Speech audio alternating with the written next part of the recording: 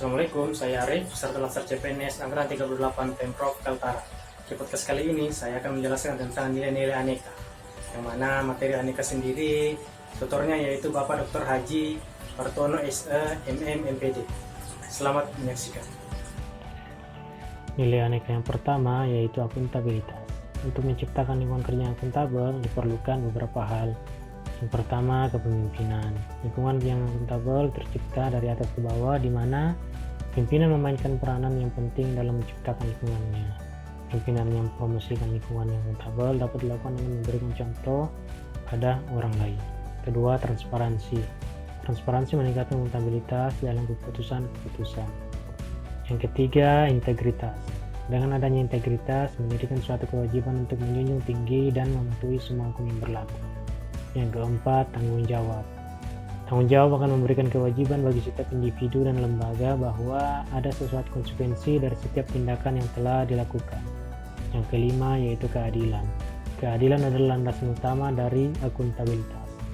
Yang keenam, kepercayaan. Rasa keadilan akan membawa pada sebuah kepercayaan. Yang ketujuh, keseimbangan. Untuk mencapai akuntabilitas dalam lingkungan kerja, maka diperlukan adanya keseimbangan antara akuntabilitas dan kewenangan, serta harapan dan kapasitas. Yang kedelapan, kejelasan.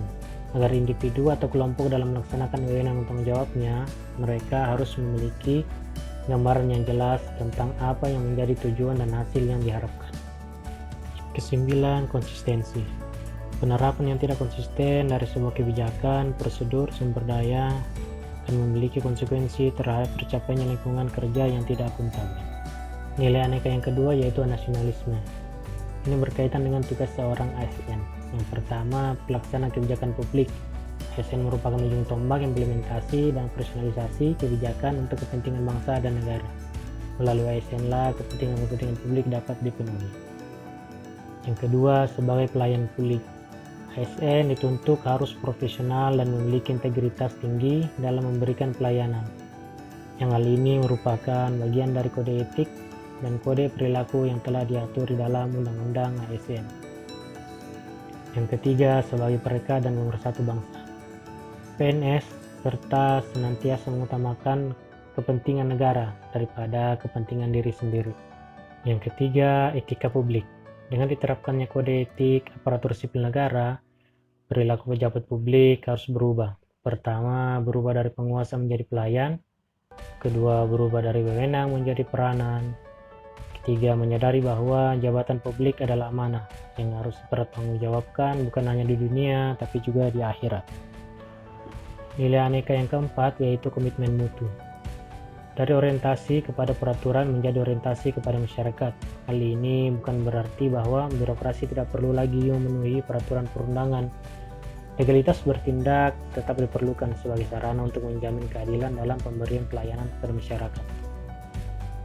Dari cara kerja, asal Bapak senang dan asal-asalan menjadi berorientasi kepada mutu. Konsep mutu mengharuskan setiap orang sadar bahwa sekecil apapun yang dia lakukan pasti akan berdampak luas bagi masyarakat.